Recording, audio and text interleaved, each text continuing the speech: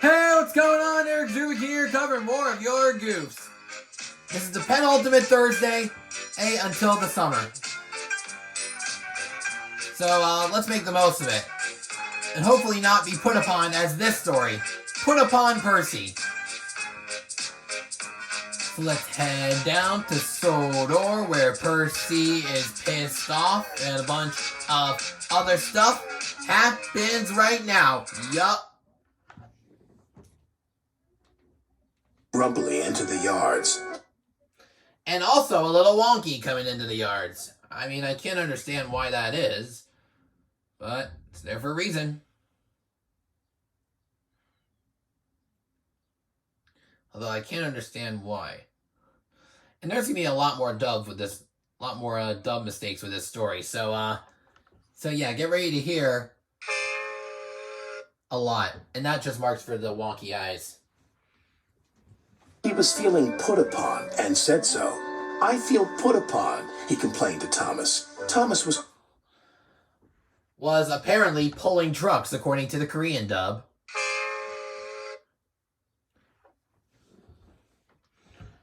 Confused.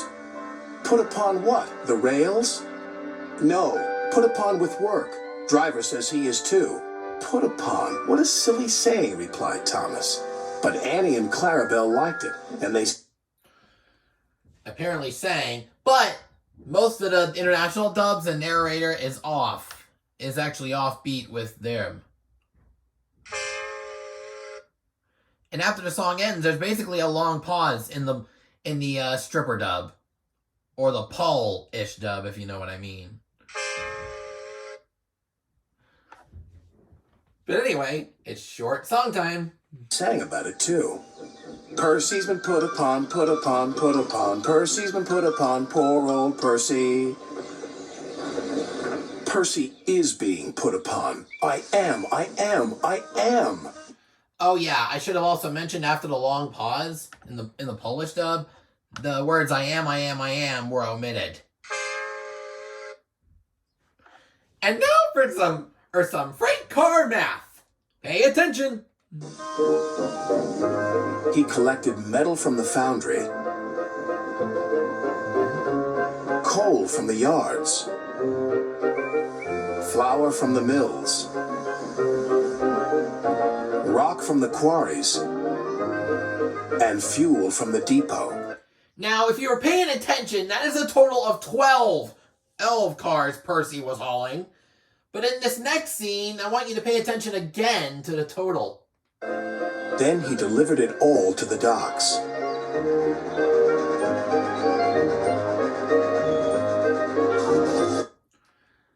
Okay, how are two of the cars missing?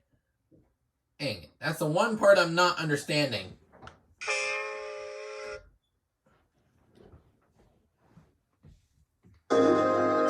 Next, he collected some empty freight cars.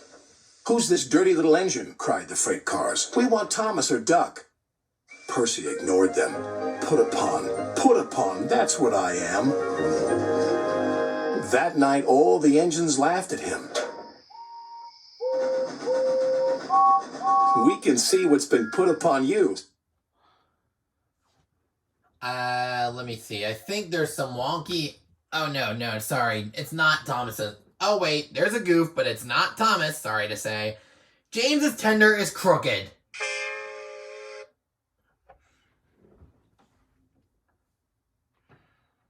Said Thomas. Silence, said Sir Topham Hatt. Never! Percy, you've done a good day's work. Now get a good night's rest.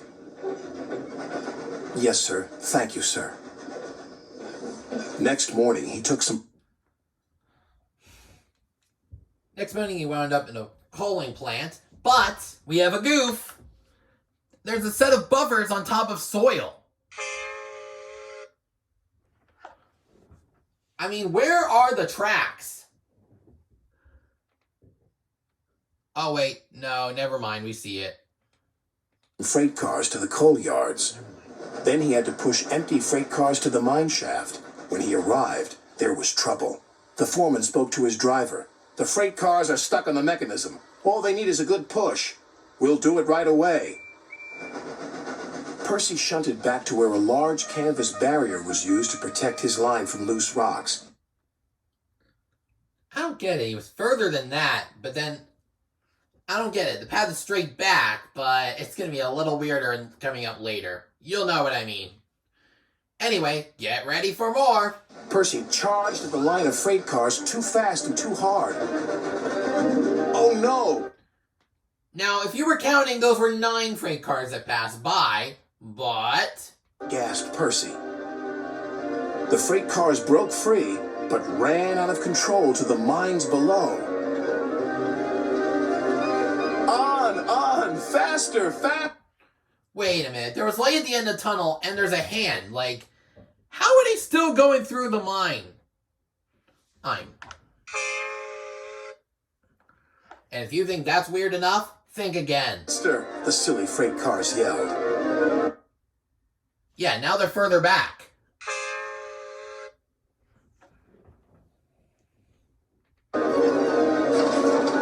Then there was trouble again.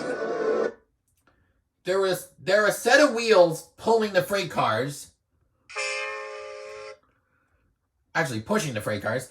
And there's a freight car that's missing. Because there were 9 that entered the mine, and now there are 8. I mean, what's wrong with the production team's math?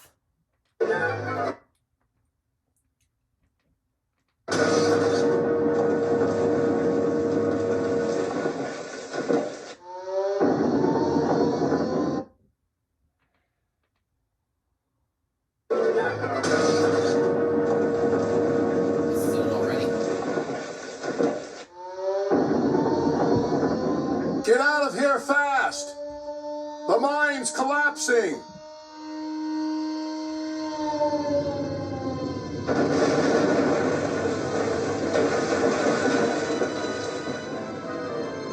We'll just have to make a run for it, Percy, called his driver. There's going to be an avalanche, wailed Percy. And he was right. Worse still, the track he was on began to crumble.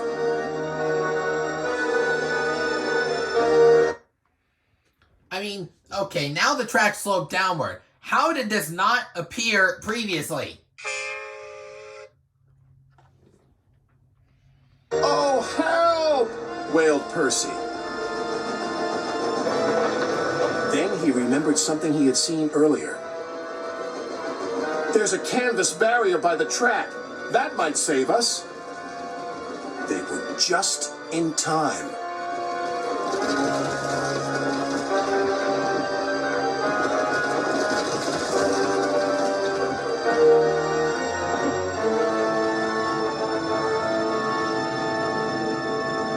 Oh yeah, I should point out Percy reversed further back than when he was pushing the freight cars.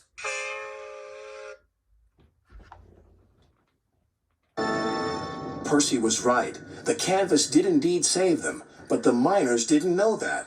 The Avalanche has buried an engine and its crew, shouted the foreman. We must help them.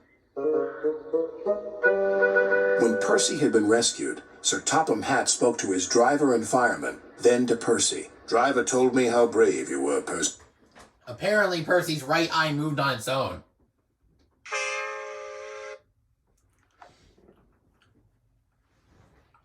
See? As a reward, you will be repainted at the works. Oh, thank you, sir. When he returned, Percy's coat glistened in the sun. I'm sorry we teased you, Percy, said Thomas. Hold on. You were... Hold on. When he returned, Percy's coat glistened in the sun.